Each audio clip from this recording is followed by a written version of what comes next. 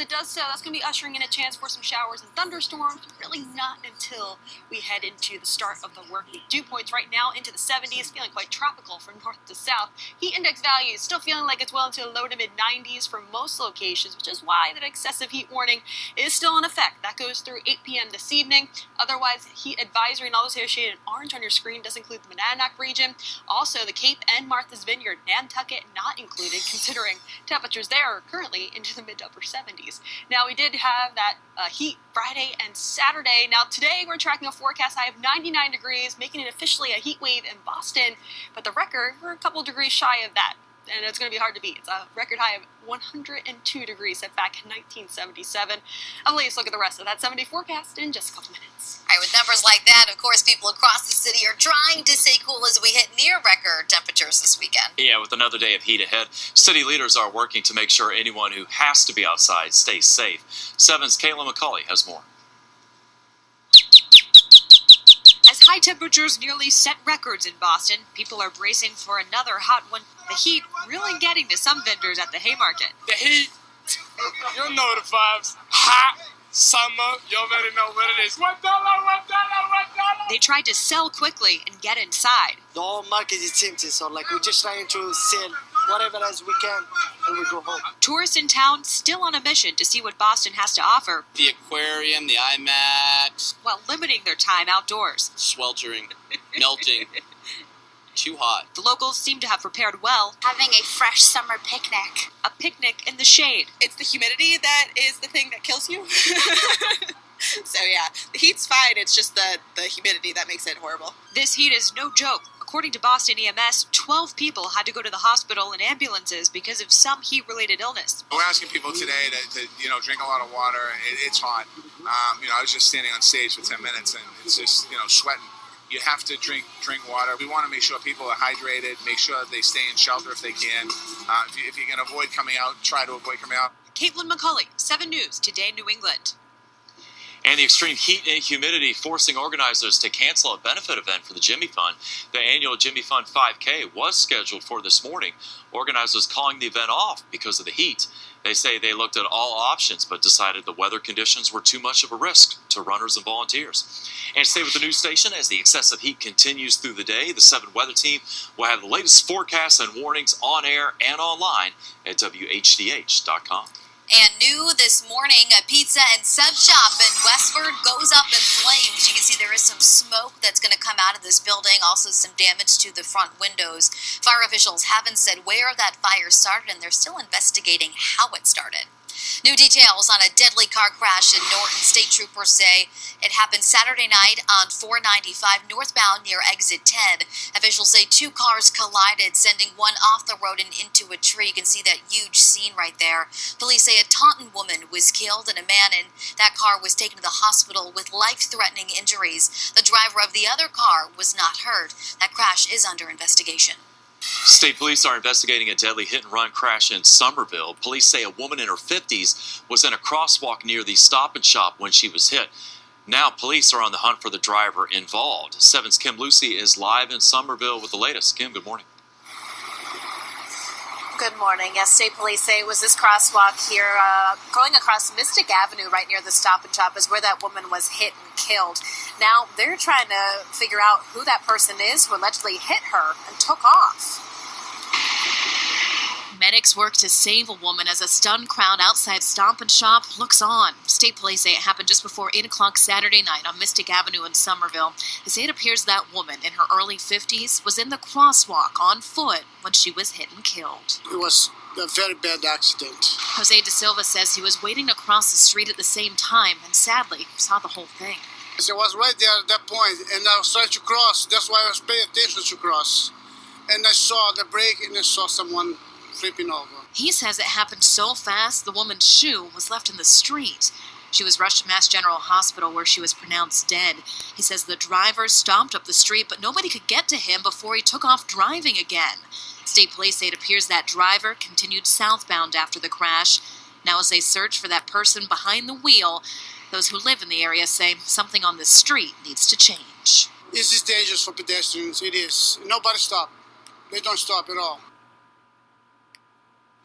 And state police are asking for your help. They say right now they believe the car that hit the woman may have been a Mercedes. It would most likely have front end damage, probably on the passenger side. So if you see a car like that, if you saw anything here last night that may help with the investigation, we're asking give them a call. We're live in Somerville. Kim Lucy, 7 News Today, New England. A jet ski crash causing some panic on the pond in Plymouth. Officials say 2 jet skis collided on White Pond yesterday afternoon, sending a 19-year-old to a Boston hospital with serious injuries. Crews battling the elements at an apartment building fire. This is in the north end of Boston. The fire started on Commercial Street Saturday.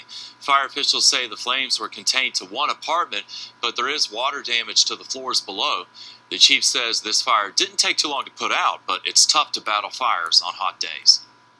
We always have procedures in place. We try to hydrate during the day, and then when we get to an incident like this, we would hit multiple alarms if we felt it was necessary, a lot sooner than we normally would, because your working time is basically cut in half. Officials say 8 people were forced out of their homes, but they should be able to return soon. A deadly crash under investigation in Pelham, New Hampshire. Investigators say a car crossed the double yellow line and hit a pickup truck head on. You can see that damage on both vehicles there. The driver of the car did not survive the crash. 2 other people were rushed to the hospital. They are expected to survive. A hot pursuit as New Hampshire police say they pulled over a driver who was going more than twice the speed limit on the highway. Eric Joseph is accused of driving more than 140 miles per hour on 95 South in Greenland. Officers say the 51-year-old told them he was going so fast because he was trying to get home in New Jersey. Now Joseph is charged with reckless operation. We are following more news today. Tensions are rising with Iran once again after the country seized a British ship. Iran is now releasing more information on the incident as the U.S. Secretary of State is responding. 7's Nathalie Pozo has the latest this morning. New video released Saturday by Iran's Revolutionary Guard shows them seizing a British-operated tanker near an Iranian port. In the video, you can see commandos in black ski masks rappel into the tanker from a chopper while several speedboats surround the vessel. Officials in Iran say this was in response to Britain detaining an Iranian tanker off the southern coast of Europe 2 weeks ago. The Iranian regime has to make a decision that it wants to behave like a normal nation. And if they do that, we're prepared to negotiate across a broad spectrum of issues with no preconditions. And I hope that they will do that. The latest incident prompting strong disapproval from the UK and its European allies, continuing to call for de-escalation of tensions in the waterway. President Trump says America has their allies back. Iran is in big trouble right now. Their economy is crashing. A lot of bad things are happening to them, and it's very easy to straighten out, or it's very easy for us to make it a lot worse. The UK's foreign secretary says they're going to look at diplomatic ways to resolve the situation quickly, but is making it clear that it must be resolved. Secretary of State Mike Pompeo says Iran's actions are threatening. These are not the actions of a country that looks like it's headed in the right direction, but we hope, as President Trump has said, that they will sit down and discuss each of these items with us. On Twitter, Iran's foreign minister characterized the seizure of Iran's tanker on July 4th as piracy. In the newsroom, Nathalie Pozo, 7 News Today in New England. President Trump taking action after an American rapper was arrested overseas. A$AP Rocky has been in Swedish custody for several weeks pending an assault investigation. Now President Trump has taken on the case, saying he is negotiating with officials in Sweden for the rapper's release.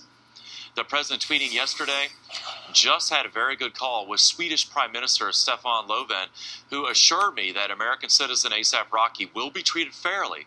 Likewise, I assured him that A$AP was not a flight risk and offered to personally vouch for his bail or an alternative. Now, President Trump also tweeting that he and Kanye West have spoken about this situation. Kanye and others in the music industry have been pleading for A$AP Rocky's release. And there is some video, too, of the altercation that's been released that shows how this group was continuously kept trying to harass him, right? A$AP, and he kept saying, we don't want any problems, please leave us alone, and then that ensued. But I know Sweden doesn't actually have a bail system, so A$AP is just kind of left to sort of wait to figure out if they want to prosecute the case or drop any potential charges. So no timeline yet on when that could happen. Coming up on Today in New England, a wild encounter off the coast of Cape Cod. Yeah, that's a shark going in for a snack, and it wasn't the only sighting this weekend. We're already tracking temperatures near 90 degrees at this hour. Temperatures are going to continue to crank, as well as the heat index values. When we'll finally see some relief, those details next. Also ahead, a postal worker in Missouri going the extra mile to make sure a woman on her route stayed safe in this extreme heat. Fuck out of here.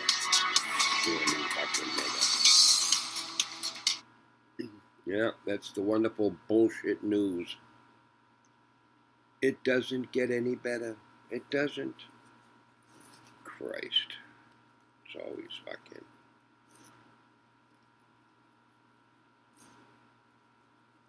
Another good story I was watching was the retardation of foreskin mutilation. I guess South Koreans saved the boy's foreskin and then injected into the skin. It was on the Ellen DeGeneres show with Sandra Bullock. You can look it up because I'm not even going to bother posting the stupid fucking shit. You know, Kate Blanchett, Sandra Bullock, pushing this new fucking procedure at $650, injected into your skin, have smooth, clear skin. So much fucking bullshit. Again, I'm not going to fucking... I got the video, but it's so fucking stupid I couldn't stand it. It's like fucking... I'm sure there are fucking the foreskin loppers out there that'll jump all over it. See what they're doing? Oh my god, it's knife rape of the baby. Whatever the fuck it is, the assholes are trying to sell. I mean, these are people who sell shit that don't give a flying fuck about anybody but themselves. Even the dickheads who are making their own videos. They're all trying to make a fucking buck. They could care fucking less about other people. Never have, never will. They're just fucking pieces of shit. Every one of them. And as I've always said, if you hear anybody with an accent, shut their shit right the fuck off. You know they're full of shit, trying to sell you something. Fucking lopping little fucking morons. Any accent, turn it the fuck off. You'll know.